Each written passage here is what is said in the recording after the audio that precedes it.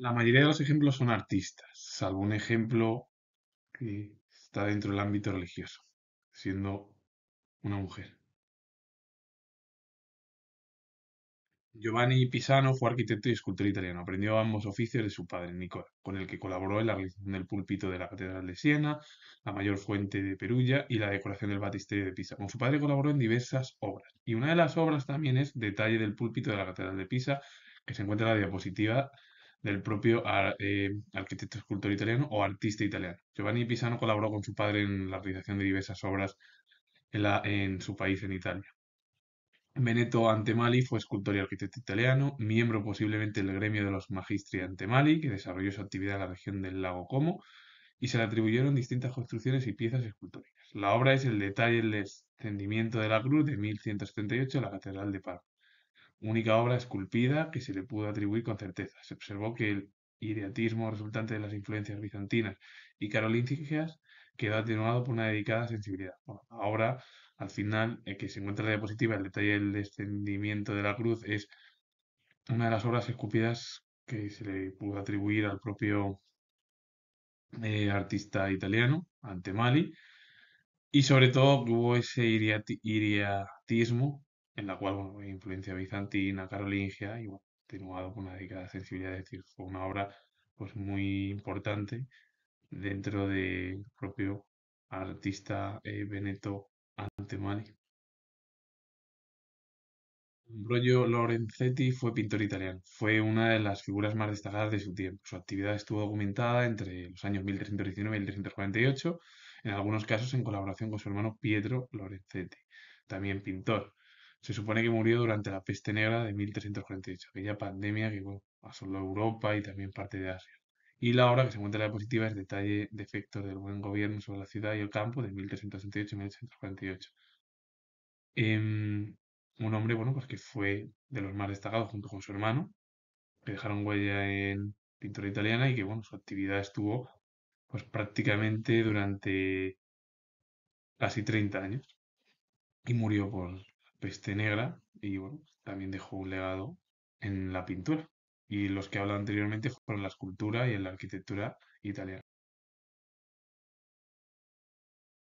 Hugo van de Goes fue pintor neerlandés, ingresó en 1467 en el gremio de pintores de Gante, del que fue posteriormente decano. Un año después colaboró en Brujas en la decoración para las fiestas de la boda de Carlos el Temerario, organizado en 1469 y 1472, las decoraciones para las entradas del palacio del mismo duque de Gante. A partir de la única obra que pudo atribuirse con seguridad a la adoración de los pastores en el llamado Tríptico Portinari, realizado por Tomás Portiari, agente de los Medici de Brujas, quien lo legó en 1483 a la iglesia de Santa María Novella.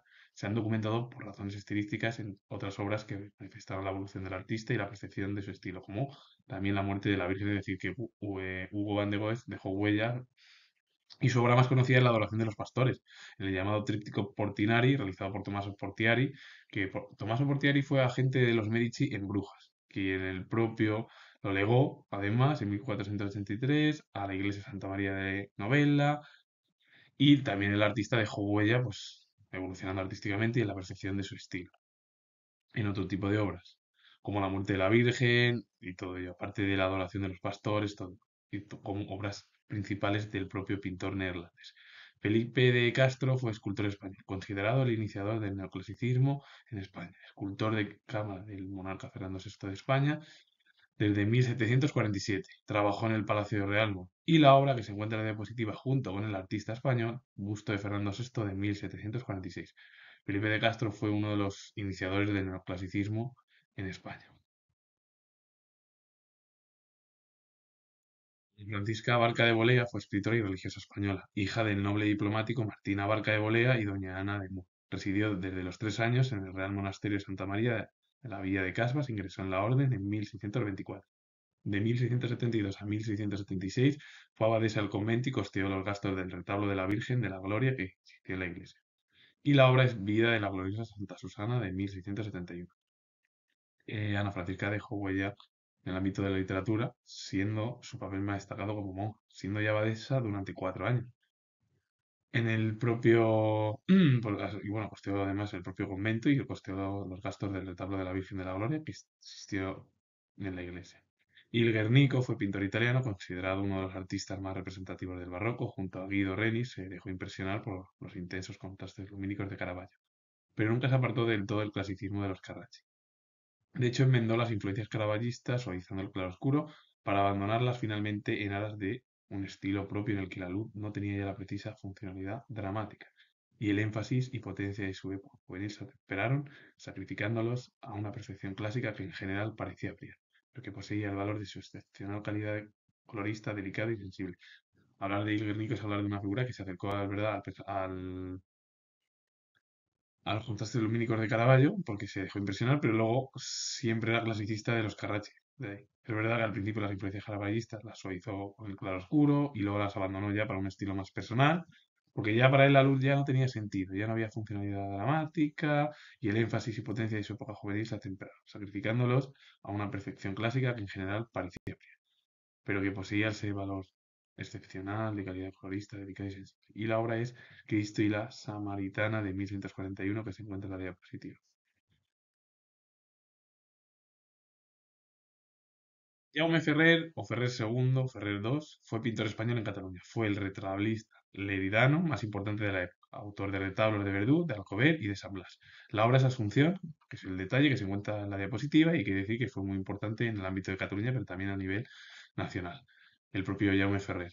Il Parmigianino fue pintor italiano, se le conoció por un seudónimo derivado de su ciudad, en la que dio sus primeros pasos como artista con los magníficos frescos de la iglesia de San Giovanni Evangelista.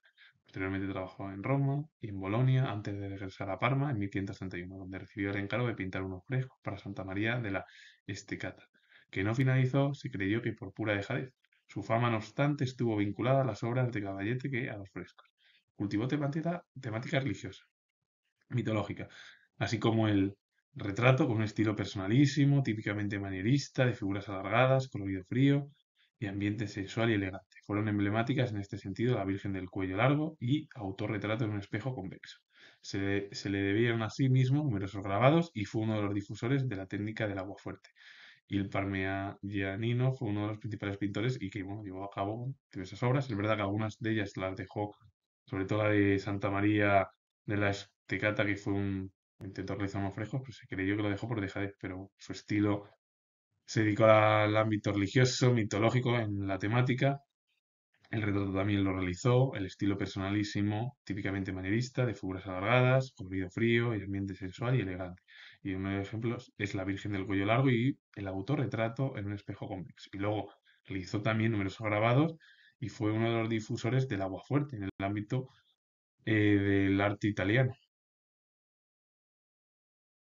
Francisco de Isaura fue platero y broncista español. Trabajó en piezas de tipo religioso que le encargaron por toda España, aunque su lugar fundamental de trabajo fue Barcelona, lo que hizo que se convirtiera en uno de los mejores representantes de la platería de este país.